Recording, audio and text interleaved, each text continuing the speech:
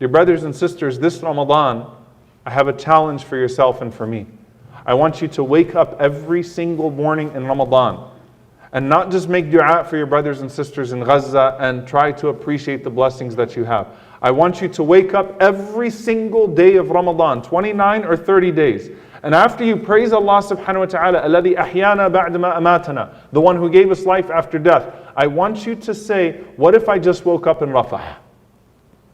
What's on my mind right now? What's in my heart right now? What is a person waking up in Rafah right now seeing? And how can I be there for them? As your day goes on, what am I reading? What am I thinking about? What are my priorities? Every moment of the day in Ramadan, don't just try to perceive Allah subhanahu wa ta'ala as you should through the worldly existence around you. Try to perceive life through the eyes of your brothers and sisters, and it should not be that hard because you are seeing them constantly in their suffering. You've probably been more exposed to their suffering now than you were ever before to anybody else. What is it right now in Rafah? If I'm breaking my fast, if I even have bread in Rafah, how am I breaking my fast? What am I doing in Gaza with the airstrikes falling upon me? What type of devotion am I having when I am reading Quran? Because I can tell you, by the way, that despite everything that is happening to them, mark my words, they will be praying Taraweeh, even with the airstrikes. Mark my words, they will be asking questions about how to fast, even if they have nothing to break their fast with.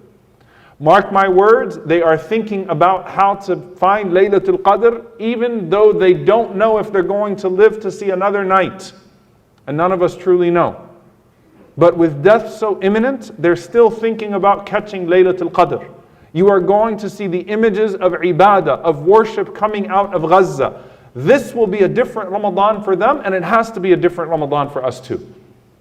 When COVID hit a few years ago, everyone talked about the COVID Ramadan.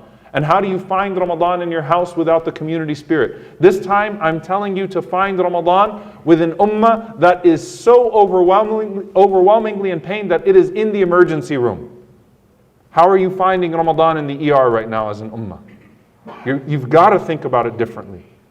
And when you force yourself to worship Allah subhanahu wa ta'ala despite that pain, knowing that your pain is not as great as their pain, then I want you to imagine the hadith of the Prophet ﷺ in Sahih Muslim, that Ma'qil ibn Yasar radiyallahu ta'ala anhu narrates that the Prophet sallallahu alayhi wa sallam said, Al-ibadatu fil harj ka hijratin ilayya.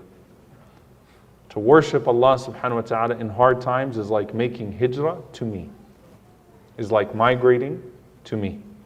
And the scholars mention so many blessings from that.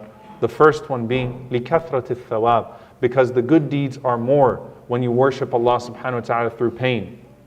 And if you are voluntarily enduring emotional pain and suffering because of your brothers and sisters, and you're worshiping Allah subhanahu wa ta'ala with that pain and asking Allah subhanahu wa ta'ala to relieve them of that pain, then that is far greater than your comfortable worship. I want you to think about the things you were asking Allah subhanahu wa ta'ala for last Ramadan, and what will you be asking Allah subhanahu wa ta'ala for this Ramadan if your heart and your mind are in the camps in Rafah?